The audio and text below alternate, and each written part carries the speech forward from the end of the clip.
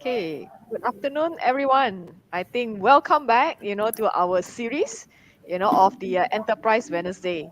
So I'm Prof. Dr. Angelina from APU. So of course today you won't be looking at the Prof. Vinish, my colleague. So my colleague is actually on the traveling and he's not able to join us. So I'm actually here to represent him, and I'm here to actually helps to moderate, in terms of this session. So of course today we have a wonderful speaker, a very close friend of mine as well.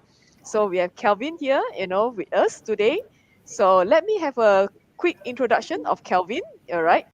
So Kelvin himself, has started, his first business at the age of 16. It's like, wow, how many of us started our business at such a young age and explore in terms of what we wanted to do?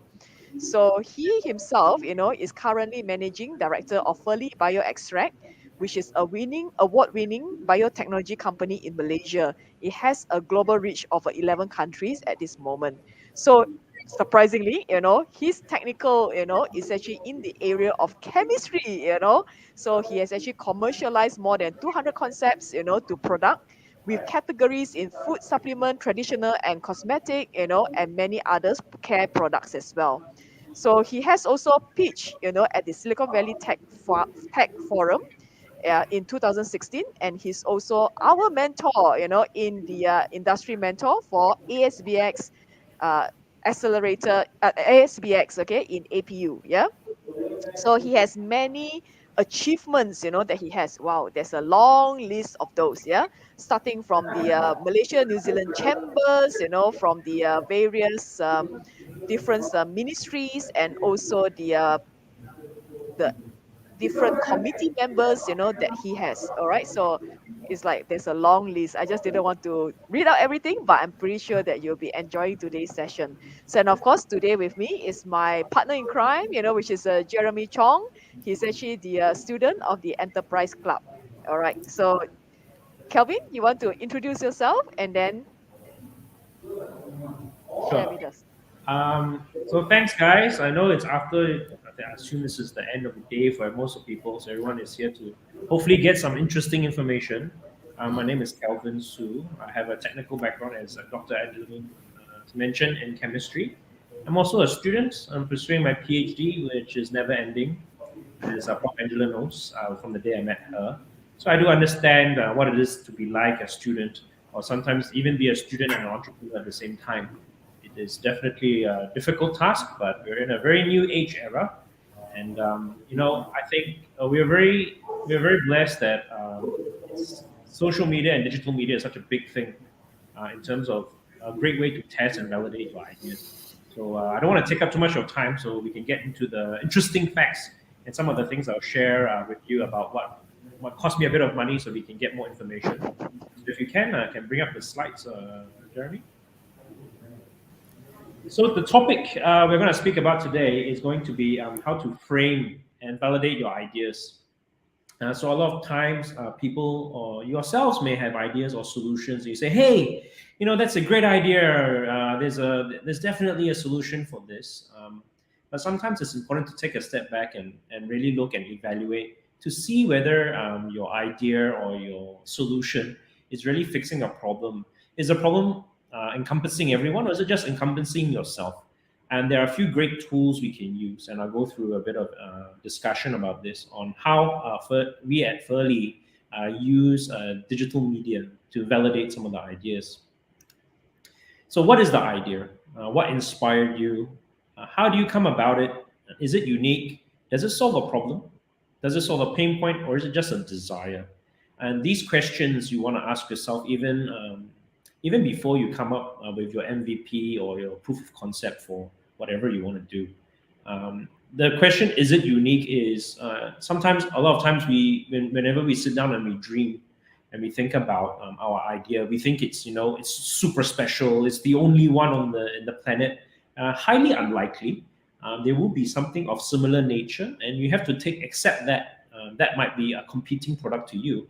And how is your idea or your product or your service going to distinguish itself from the current solution? Is it because it's cheaper? Is it because it's easy to use? Stuff like that. I think the other thing also is the question what is inspiring you is more or less asking, how difficult of a pain point was it to you? Is it just because you feel inconvenienced by it, or is it a true pressing matter?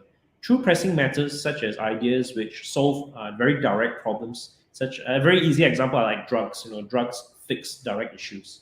Whereas other societal problems, such as transport, grab car and all that, they make taxi hailing more easier, or might be even cheaper. So those might not be the same type of pain points as a disease. So things like that you really got to consider when you think about your idea. So overall, to think through a process, this is very much into a product-based type of idea. It could be a cosmetic, wound care, scar care, whatnot. This is more into that area where you have to think about number one, the top chain, which is the supply chain, the scalability.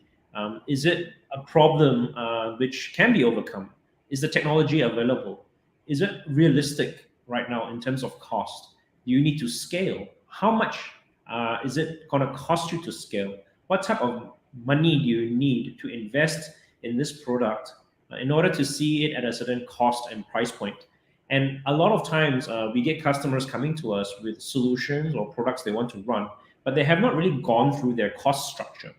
And the cost structure is one that I think you guys should be very well aware of. Are you costing it for an FMCG product, which are fast moving consumer goods? Are you costing it for something more premium? And the reason why this is important is because FMCG products, you're looking around about 30 to 50% margins, whereas premium products, you can look all the way up to 100% to 200%. And the reason why those are important is FMCG products, you're expecting to move them very fast. The faster you move, you'll realize that the lower your margins will become. At times, FMCG products, you can even look at single digit percentage type of margins after your distribution and your A&P costs with your retailers. Whereas premium products would be around the 30, 50, or even to 100 over percent. But because it's a premium product, a lot of times the retailers will ask you to invest in marketing and all that. So after all your numbers crunching all out and you spend all that money, you're probably looking around net take back around 30% for premium products. So a mid-tier about what you're going to think about is the manufacturing and your distribution. Manufacturing in the sense of lead time. Why this matters is, a lot of times, even when you approach us as a factory, you're not going to get the product or whatever you want to make on credit. You would have to fork out cash in money. So let's say you pay 50% before and then 50% upon completion. How does that affect your timeline? Is it a 1 month, 2 month, or 3 month timeline that you're looking at before you get your product? After that, you have to factor in that your distributors or even your end distribution chain, such as the retailers, may pay you in 60 days or 90 days. You have enough money to cash roll from the date you receive a product from us and the date that you receive payment from your retailers. And you realize that you actually need a 6 month to 9 month projection in cash in order to roll the product successfully, especially if you are going towards traditional retail mediums. Set aside that if you go digital and online, it's great. You cut all that short, but there's one thing that's very expensive, which is acquisition costs. Acquisition costs digitally, they can range from 2 ringgit all the way to 50 to 80 ringgit per lead. So things like that might not even fit into your business model, especially if it's an FMCG product. You're going around 20 ringgit to 50 ringgit. You can't afford the 50 ringgit lead gen. So you have to really think about it. And really, I'll go into the next slide on testing it out, and to see whether your target audience is the audience which is what you want to focus and sell to. Because sometimes your costing all goes out and you're actually selling at the wrong price. Mm-hmm. Another end thing is actually the user satisfaction on whatever product or service you're delivering.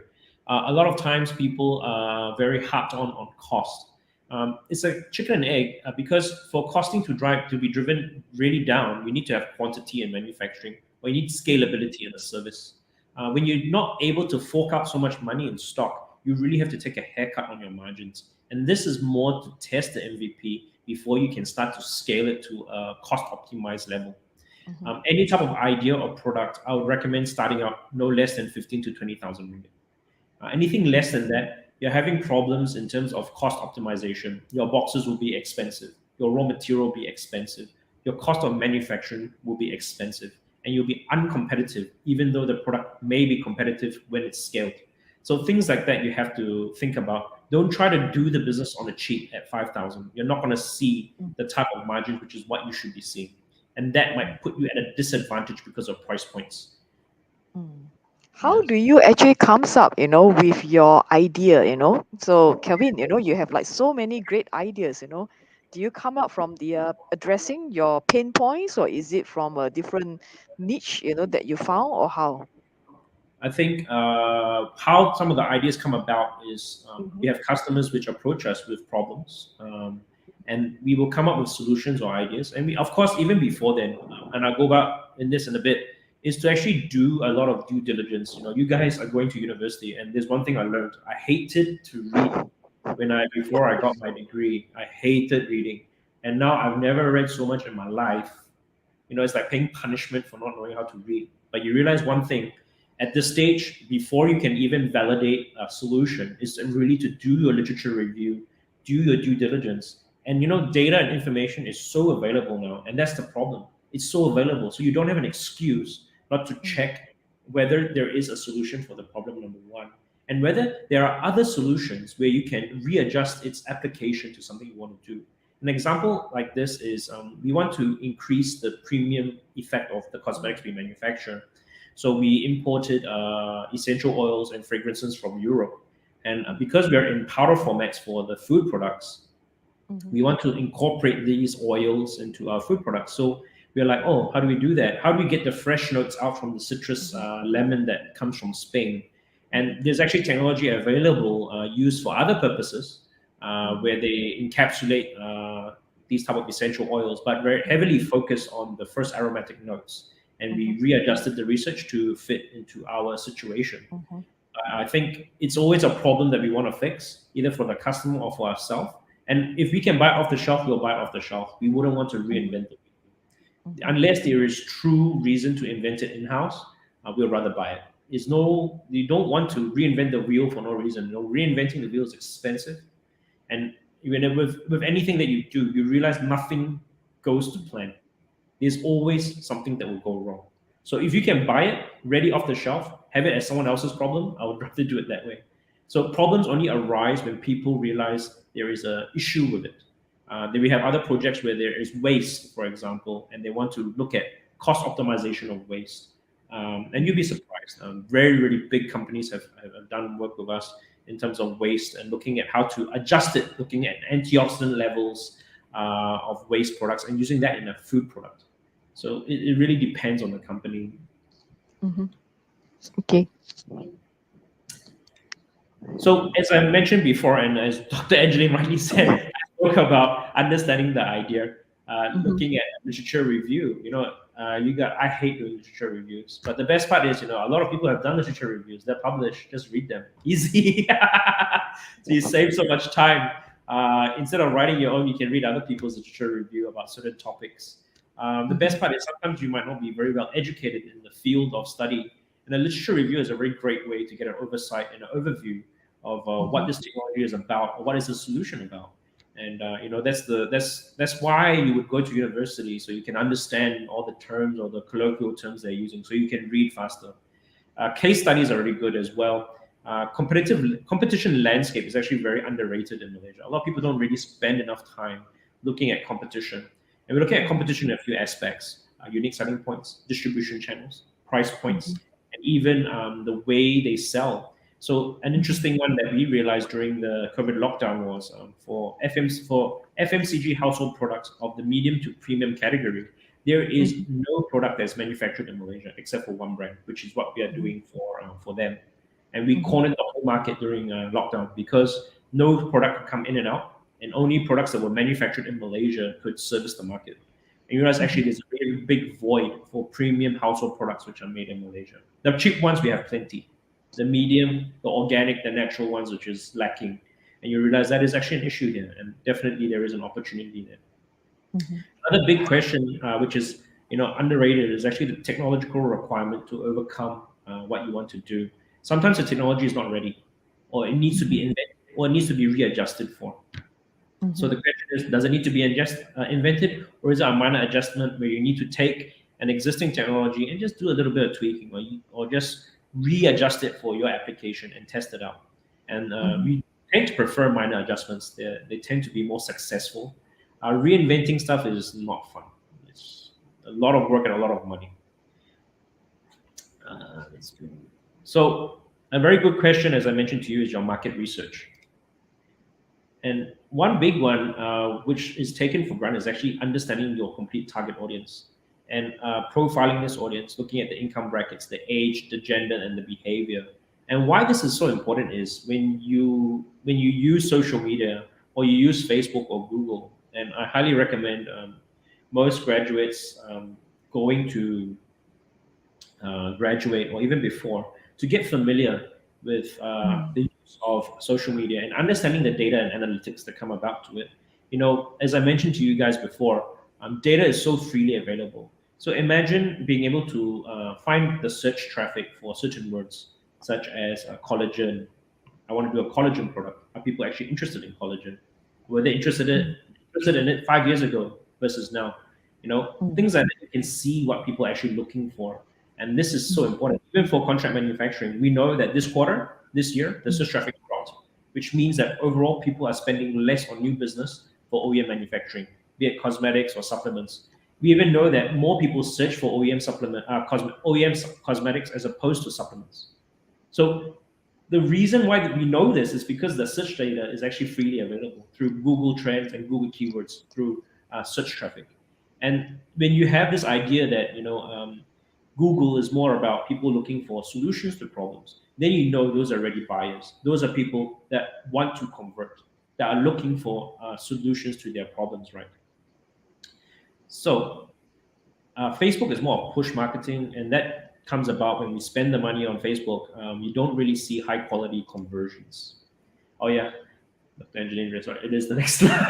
Next slide. So talk about Google Trends, Google Analytics. If you're not familiar, do get just open an account and have a look. You can look at the trends, you can look at the keywords, and it's free.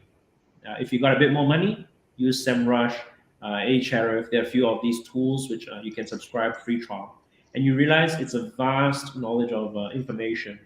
And a lot of companies in Malaysia, and why I really tell a lot of fresh graduates coming out to get familiar with these tools is because a lot of students, if it's in the CV, I think it's a Mm. very big value-added benefit for sales and marketing team, even for your R&D team, because Mm.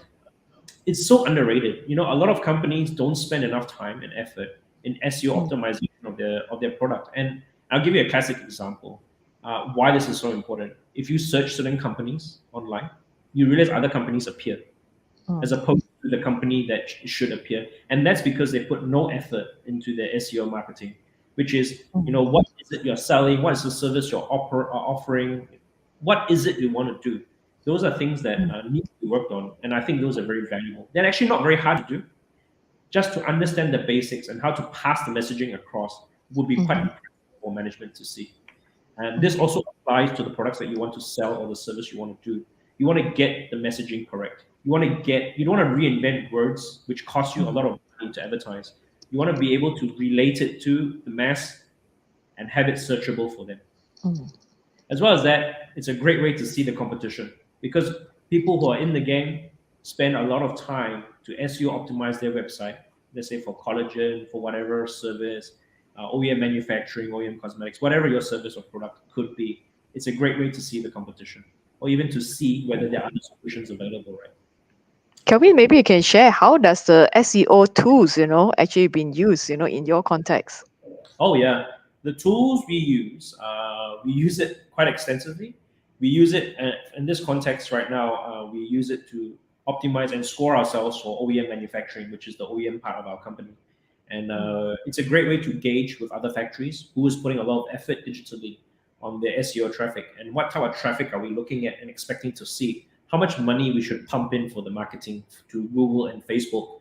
Mm. It's without a doubt one of the biggest tools we invest in, but with these tools, we know on the spectrum digitally who is a player and who is spending the time and effort to rank for certain keywords. In actual fact, you can start to see trends where certain factories specialize in, let's say, serum OEM, and other factories specialize in what they call color cosmetics. We have other tools which we invented as well, where we are able to determine which products come from which factory. But those are all in-house tools that we developed. That's more of market data analysis to understand what is pushing in the market at this month, which products are moving, and who are the brand movers. And for me, any way to gain an unfair advantage data-wise is definitely one to be looked at. And it's Mm. you have to create the tools. You don't create the tools yourself, sometimes you're not going to see it. But SEMrush, HRF is a great way to look at your website and to see whether a company's website is actually up to scratch. A lot of Mm. times we see all the websites at the bottom, they're not getting any traffic. And we just take the opportunity to attack their website, take their brand, and we start to advertise it for free. And they search for their brand, they come to our website, and we create a lot of dummy websites which will overtake them as well. So it's part of all the strategy to beat them in marketing. But I think that set aside into whether your idea is in trend, whether it's a trending idea or not, do check these keywords. Interesting. So there are various different tools, they are available now, that you can use, for the validating, of an idea or even your product as well. Yep, Correct. interesting. Even the questions you can check as well. So questions here is answer the public. There's certain ways to phrase questions, and you can use if you don't have money or you ran out of the free subscription on the SEMrush and HR. You can use Google keyword search, and they will be able to keyword search the questions to see whether there's traffic actually of people looking at that question or even looking for the answer to that problem, and you know So I whether think you can also search for pain point now. yeah you can definitely you can definitely search for pain point for sure. Interesting. Okay. Yeah. So let me give an example on what we did here. So we are trying to reinvent our packaging for our Spray for Kids product, and we wanted to know which design worked and resonated the best to our target market audience. And it's pretty much a very simple one. It's an A/B test through Facebook, and we're going to check the response rate to the idea, which relates to the marketability of the product idea and service, and validating the audience. Because when we use Facebook, we're able to do segregation by age, by income, by you name it, you can do it. Just how much money you want to spend and how much time you want to do to have a look at. So I think this slide is here. So you can see we Yeah. don't spend a lot of money, but what you can see here, sorry, I think it's a bit small, but what you see on the first one here is a picture of a boy. It had the highest lead rate, it had the highest impressions. The CPA is on the high side, but you see the lead gen rate is at 30%, followed by the dinosaur. And then after all these other weird drawings and whatever, you saw the worst performing one is the monster in green and this hand. So these are out. So Interesting. yeah, exactly. So a lot of people ask, oh, how do you validate? Well, this is how we validate the design. We know that if we're going to we're going to do this type of design, and this design appeals to the market because the market has given leads to it. And how we validated it even further is in the leads there, you have to be a bit smart on your survey. So what we did is, yeah, they might click on it because they see a boy or a balloon. How do I know that? I have a questionnaire which asks them to write what did they last see. Is it a balloon? Is it a dinosaur? Describe what they voted for. And the funny thing is, majority of people spoke about the dinosaur, even though a lot of them clicked on advertising for the balloon. And there's another problem we have to face here is, because this picture is of Caucasian, I think it's a problem for international markets to try to cross sell Caucasian faces. And I think the dinosaur was a more safer option for us. So that's how we picked the dinosaur for our new packaging, as opposed to picking all these other ones here. So look at that, I think this one less than 500 ringgit. Wow. We're able to decide and determine what is the design that appeals to the Malaysian market female category Mhm. for people who have children. So Mhm. that's why I'm saying that validation now to FMCG products as opposed to very technical solutions, right? It can be done. Mm. You can see the immediate uptake and all that. And the other thing you have to remember, Facebook likes to display pictures of people. It tends to have a preference on that, for Mhm. sure. And we know that through our advertising. So it also means that when you want to advertise, use a picture of someone. You Mm. more than likely get more people to feedback on it, right? So that's a quick example on how we can do and validate using a bit of money. So as I always mention to people, is how competitive is your product or your service you want to give? Is it price driven, unique selling point driven? What's the turnaround time? What are your lead times like? Distribution arrangements, logistics, and do these USPs really matter to people? For example, Yeah. uh, everyone is talking about the green movement and going eco-friendly Yep. and stuff, right? Yep. In the Malaysian market, we are very slow. No, so you could introduce it now, but you might not see the uptake because people don't care right now about it. People are more concerned now about price as opposed to these green movement stuffs. No doubt, green movement will come eventually. For Mhm. sure, people are going to look for more eco-friendly packaging. People are going to spend more time looking at packaging. But does that translate as a mass market pain point? It might not. But if you're premium, for sure, you might be in the right area. So things like that, you have to really understand what it is. And I think later on, I have some slides that we can share with you. I think there you go. Mm. There you go. Mm. So these slides here are not for distribution. These are some of our internal data that we know. And we are clear that in FMCG products in Asia Pacific, people are going very much into clean formulations, back to basics, athletic leisure. Those yoga pants and all that are doing quite well. Into health and beauty fashion. Another one for food and nutrition is mindful eating and food as medicine.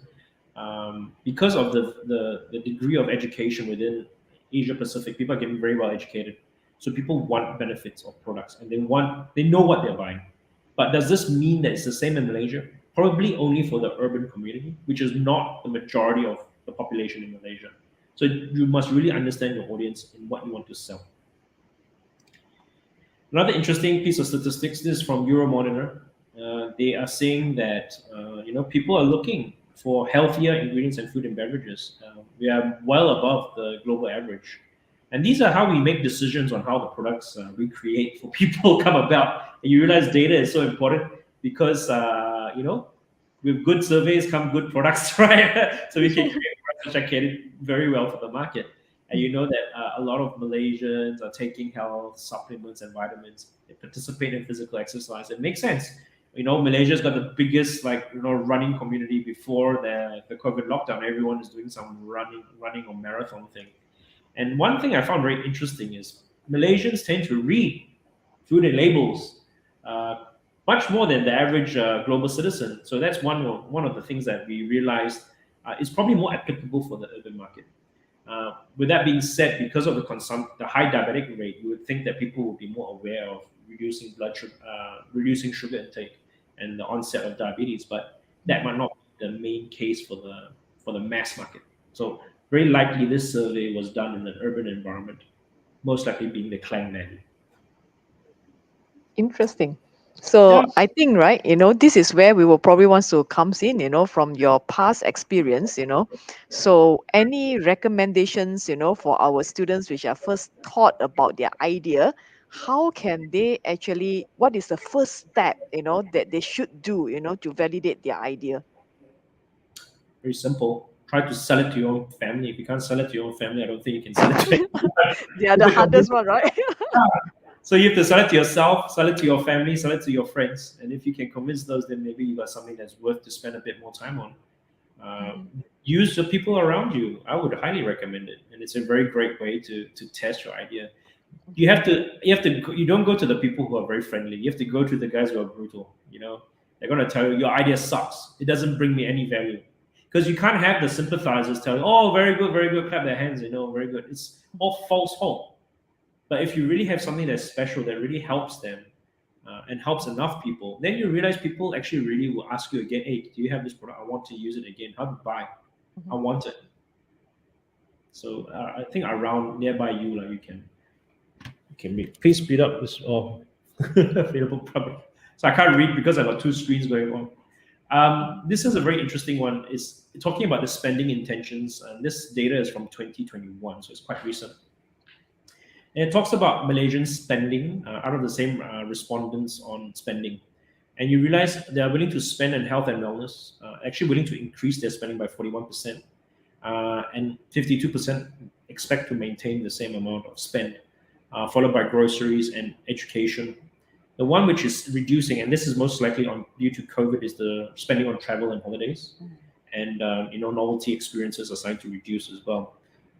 What it means to us is people are getting more conscious on their health, and they had a lot of time to think about their health because they've been at home all the time. So definitely products in this category, ones which are worthwhile to look at. But one big thing we realize is based on some data that we have and and the customers that keep coming to us is Malaysians are not very brand loyal. They like to try new things all the time, and I think it might even mean the same for you as an individual or even yourself. When you buy something, you say, "Hey, new one, okay, I try. Not too expensive, I try." And then you will rotate around until you find something you like, and even then you might like it, you might change again because you like new experiences. And we realize this is one thing in Malaysia, which means that whenever you have a product, you have to always have to reinvent it and create new angles or create new stories about the product, so people are always interested in your product. If you keep selling the same thing, Malaysians get bored. And that is, I think I forgot the percentage, around 50 or 60% of Malaysians are interested in trying new products all the time. Yeah. Yep. I think this is the last slide as well, right? Oh, very good. Wow. I'm very expressed. Sorry. Maybe I spoke too fast. So you're welcome to reach out to me, ask me Mhm. questions.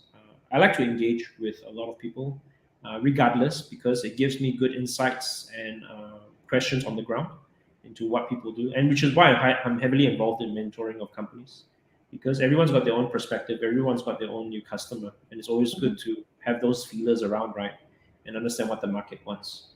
So feel free to reach out to me. Oh, that's a good one. Interesting. Thanks a lot, Kelvin, for the sharing. All right.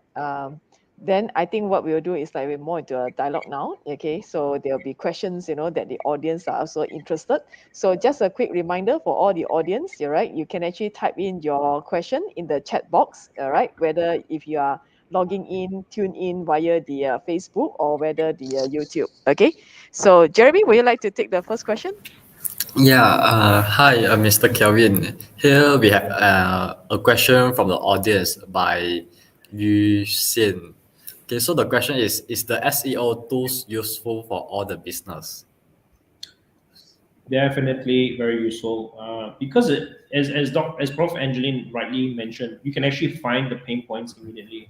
And I think one question that you want to ask yourself is when you want to craft that marketing message, to have those right words there, because those are the words people use. If you craft a funky ass message, either you have a lot of money to advertise it, so people will search for it, or you run with questions or solutions to people's questions in the way people are phrasing themselves. Mm. Like, for example, I'll give you an example. You know, RTK test in Malaysia, search wise, is the biggest in the world. No one else uses that word Mhm. for RTK test because of the Mhm. way it's promoted. So if you're doing like rapid test kit advertising, or you're doing a product in the same realm, if you don't use RTK, you're stupid because you're not reaching the right message to your target audience.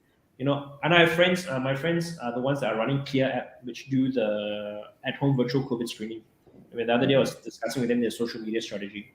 Same thing. You have to have RTK test. Whereas if you're in Australia, they use the word rat test. Oh, okay. Yeah, it's called rat test. Very funny. The funny thing is, we research the data. India is number one, but it's actually not for the COVID rat test. It's for rat testing. Then after that, COVID rat test. But in Australia, rat test means COVID testing. It's their equivalent. So the colloquial terms by country changes, and it's important that your product or your service matches how people are looking for the solution, right? If not, you got a lot of money, you spend it, and then people will look for it. Most of the time, we're not in that situation. Hmm. Interesting. How about the question, from one of the audience is saying, when do you actually undertake your research on your target user? Is it before or after you have an idea or the product? I think when you have the idea first, then you look for the audience and see which audience fits your product. Mm. The audience can be vast, the audience can be general, the audience can be very specific. For example, OEM customers for us, we know until the fact that I can even tell what time they visit our website and what our leads we're looking at. And to know that means you optimize your marketing costs and you know your customer very well. So I'll give you this example. OEM manufacturing, we only advertise Monday to Friday between 8 and 8. Or other times over 3 years, all the conversions are low traffic and expensive for Mm. Google. Yeah. And what we realize is people from financial backgrounds are the ones which are more likely to generate leads for us, as opposed to all other categories. So it's a bit weird. We're like, huh, financial bankers are. Oh, bankers. But the data doesn't lie. The data says it's like this. So we just follow the data, right? So you would spend the time to understand the audience after you got your idea and validate and cross check. Because maybe one audience is at one price, another audience might be cheaper. It might be lower hanging fruits for you to target and talk to this lower cost audience. But to be able to understand is so important for your product, all your service. All right. Here we have another question from the student. Just now you share a lot of data analytics way. So which one is the most common and effective? For which data analytics? Like just now you got share about a few ways that we can use for. I guess he is mentioning about the tools. I mean, if you're a student and you don't have money, just use the Google stuff. Open up a Google Ads account. It's free. Maybe they'll ask you for a credit card. I'm not sure. But then from there, you got things like Google Keywords, Google Trend Analytics, and that's a great way to find out about the search traffic that you're looking at for your product and whether your service or product meets a requirement. All right. Interesting. Okay. And another question is how the social media can be utilized in validating B2B type business. Very good idea. Very good question. B2B, one thing you realize is amazing. For us, our biggest lead generator now is Google. We spend so much money on Google because we have so many leads coming in from Google. And it's very simple. You ask yourself, why? Well, people use Google for one reason. You got a problem, I want the solution. I'm looking for something. So that means if your question is phrased correctly, or the service that you're offering is what people are looking for, people are going to find it. So you know in yourself when you do your keyword search, you will roughly know whether people are actually looking for this service or not. If it's highly specialized, then you actually know where to go. When you're more in the general realm, then you'll be able to search for these type of things. It's a specialized things. There are many other better approaches to attack. For example, if you're specializing in I don't know, metal framework, whatever, fabrication, then maybe you're better off contacting factories or machinery guys in terms of metal work and stuff like that. But if you're doing product related stuff or like me, manufacturing traffic is much lower than like just cosmetics in general. But because I checked through the analytics, I know every month there's between 2,000 to 3,000 hits on OEM related products in Malaysia.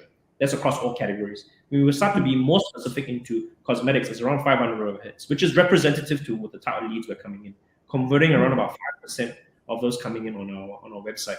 So definitely, it is a great way to validate B2B type of businesses, especially if it's a service or product-based business. Well, that's interesting, So maybe I can ask you, besides the follow-up of the question, yeah? So it says that besides the social media, besides the Facebook, okay, is there any other social media that can be used to validate the ideas and also, your products? I mean, these are tools which are easily available to us without having to, do your survey and ask people around. Of course, better ways to ask questions are people that you look up to, people who are looking for that you think want to use that solution. You can by all means approach them and ask, is it a problem? And a lot of people have done it. Sometimes they'll come to us as a factory. What do you think about automation? What do you think about IoT 4.0? What's your opinion about it? Because they want to look at deploying technology relevant to us. Definitely, you can take that approach. It's a very traditional approach, a very targeted approach. Of course, the quality of answer is much more significant and better. You have ready customers whom you can approach after. But you have to remember there are between Facebook and Google, there are two things that are happening. Google is very much into pull marketing, whereas Facebook is push marketing, where it pushes it in your face. And if it makes you desire or you triggered that you want it, then okay, great. Whereas Google is very specific. People are looking for answers and solutions. So the quality of traffic coming from there for B2B related services are much higher. Interesting. Okay, another questions, was interesting from the audience as well. So the question is asking, if you come out, with an idea or product that is niche, which tool may be better to be used? I think the nicheness of the product means that you know who is going to use it because it's so niche. For example, our diabetic wound care, we target diabetics, which means we go to the hospitals, we look for the wound care unit, and then we use it for there. We approach them that way. Or when we advertise to people who are interested in diabetes, skin-related conditions, stuff like that. The more niche it is, the more you understand your target audience, for sure. Because Mm. the niche products tend to have a very specific target audience. Mm. The tool Interesting. is better. Most likely, if it's not, if it's anything, we'll use Google always first, because Google gives you keywords which you can look for and problem statements. Whereas Facebook, as I mentioned, is very much push marketing. It's like, it looks sexy, I click on it. It looks good, okay, great, I click on it. It pops out on my feed. I kind of want it. The quality of leads coming in from Facebook in terms of our business is not the best. If you're selling a cosmetic product, great. You want to sell a lipstick, you want to sell anything, Facebook's great. But if you're doing a service which is fixing a problem or giving solutions to people, more than likely you got to go through Google to get the quality traffic. Okay. Recommendations as well, right? Yeah. Then I would like to ask you, now since there isn't much, that we go through. Oh, I have one more questions. They ask you whether if there is a data, and the ideation or the taste, changes over time. All right. Does it mean that they have to always modify their ideas or pivot with their ideas or their products? I mean, of course, if the data says that it's time to revise or change the messaging of your product, and Mm-hmm. you are a trending type of product, or you're a product that is following trend, it's a trend related type of product, for sure. You might look at new variations on your product or your ideas. You have to go with what the market wants, unless you are really, I would say, a foresight leader where people want to follow you, and you are, you say one is one and two is two, like Elon Musk, and make the shares go up and down. Uh, it's not everyone is at that stage, right? And we have to accept the fact that sometimes it's easy to follow what people want. You have to really understand what is it you're offering. At Mm-hmm. times, if your service is like, for example, you're doing an ERP software or CRM software, Mm-hmm. people are always looking for that, and they're looking for price point improvements, and maybe you're just looking at increasing the features which improve or increase the efficiency of people's business, from inventory to accounting. Then it's pretty dry, as opposed to like, Interesting. lipstick. This year's color is red, next year's color is purple, and whatnot. And as I mentioned to you before, Malaysians like to try new products, so you always need to reinvent and refurbish your product, so people are always looking at it and always talking about it. And that's what a lot of brands have not been doing. I mean, for us right Interesting. now, we're doing a buy now pay later scheme for Uh, OEM manufacturing, which is a bit weird, but I think it's going to be fun. Look, Kelvin, I think for a student, right? I think my students all wants to know as well. Being a student and you started your entrepreneurial pathway at a very young age, what is your tips, for them to consider and to ponder? Oh, no, no, man, that's a good question. Consider and ponder. I have to admit, Yeah. I come from a very fortunate background, but I realized one thing. I think it's very fun to do, and don't be afraid to fail. I think you got a lot of series about failure, right? And failure is where you learn so much.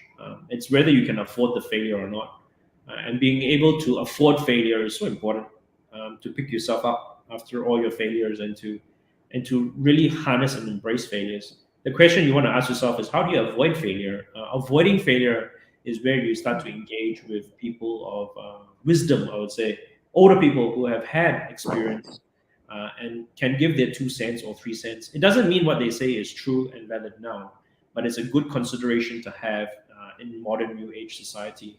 One thing that is a very big problem now is this new age of digital information is very different from the times of those old timers, or what we call the gray hairs.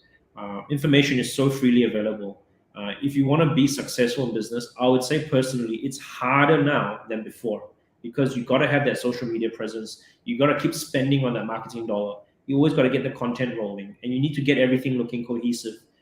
You try to post on YouTube, TikTok, Instagram, Facebook, Google. It's already one job, and how much money do you have, and how much effort you're going to put into it? It's really a gargantuan task. So you really got to think about how you're going to get it to resonate. How you going to make the viral videos, right? Okay. Myself here have a question for you, Mr. Oh, Kelvin. sure. Yeah. In your opinion, do you think that student like us, we should straight away jump into startup after graduating, or should we find a job to get some experience first before we jump into startup? all experience is good experience. Joining a startup, you have to be mindful on the startup itself when you join it, and you want to see what you can learn from the startup. If the leader is good, why not? Leader will be able to lead you well. If the leader is interesting, maybe you have to see, because end of the day, you want to see what skills you're going to learn, and you're going to learn something irrespective to survive in the startup. I would say every job you join and you do, you will be able to learn something out of it for sure. There will be nothing negative coming out of it. The important part in yourself is, are you willing to learn? For example, Jeremy, if I ask you now, hey Jeremy, we need this Python script written for this data. How to do you're like, I don't know Python, but I think I can go to Fiverr or Freelancer, find some Python writer. It's probably going to cost me like $100. I tell boss like $100 so I can settle. Being able to think like this is important because you're looking for solutions. And okay, great, go ahead, So things like that is important to understand because we don't need to do everything, but we need to know what to do. Whether we're getting taken for a ride or what is going to be delivered is going to have an outcome, right? All right. Okay, just now we talked about the validation. For example, if after I done my validation and if the result is not really a positive one, like not much, the result didn't show that a lot of people like this or need this product, do you think that we should continue with the idea? That's a very good question. I think sometimes because people say no, doesn't mean that it's a no. Maybe the way you phrase your question is, you can look at other ways of phrasing it. If you really feel that, I want to give it another try, maybe you have to phrase it differently. Maybe you have to position it differently. Maybe your target audience is the wrong audience. I give an example here, very simple. And it's very crude example. If you were to sell a condom to a female, she's not going to see it. If you sell a condom to a male, it's like simple one, right? So you've gotten the wrong audience. If I were to be so crude in this fact of selling a product, right? And it's similar to manufacturing or a service. Maybe you just got the wrong audience. And it's no harm, as you can see, to retarget and retry. And let's say you've done it one round and say, hey, I think maybe the person is wrong. Call people who are in the industry. Hey, I got this. What do you think about it? So getting the relevant, persons and target audience, to feedback is very important. It's just not anybody, that you think could actually feedback on your idea and your product, right? And I think when you do a call and you have an idea, a lot of people are willing to talk to you. There's one thing I learned in doing this is whenever you talk to businessmen or old people, they love to share. And you just say, hey, what's this idea? We'll fix the problem. There you go. We'll tell you everything. Just as long as you phrase yourself correctly and you ask politely, people are willing to help. Yeah, I think that also answers, Lau Junyong's question, So basically the audience, Lau Junyong is actually asking whether, when you're understanding or try to understand your target audience, is there any specific company or groups, that you should address? So I think Kelvin has put it very nicely, So it very much depends on your idea, your product and the right target market, right? Okay, that you actually ask as well. Okay, interesting. All right, but before we want to go off, last but not least, I think, Kelvin, we also want to ask you a very good question. Students are struggling, to look at time management and how they're able to manage their core, focus, which is the study, and also running business, like yourself, from the age of 16. How do you balance, between these two, managing your business and also study? I think end of the day, right? It's a very, very good question. And the reason why my PhD takes so long is because business is it's a killer, it's a real killer. Of course, finish your degree or your postgrad, whatever you're doing. If you need to manage it, and realistically, I did my master's. I took it for granted. I spent a lot of time kicking around, having a good time. And I realized actually during the master's I could do other things, which is why I was doing my business and stuff. Income, right? But doing a PhD is very different. The amount of time commitment is a lot more than the master's, that's for sure. So don't underrate that. I think for degree, it's just a lot of reading and regurgitation of information sometimes if the paper is not very well written. I wouldn't say it applies to all papers. A lot of them have critical thinking. So if you understand the paper, because I'm from technical background, right? So if you understand the technicalities, pretty much most of the paper should be quite okay. But I can tell you, I'm not a straight A student for sure. Maybe I mean, with my masters because I enjoyed it. I got dissertation and stuff. My degree here, maybe got a B all the way. But I did get placement for my masters, and I did get a scholarship from the university. And it's because they realized the interest and stuff, and the professor was cool. Of course, when you manage your time, write it down. I think one big thing a lot of people take for granted is, and what I even see in staff and even new staff is, where's your notebook? How you remember all this?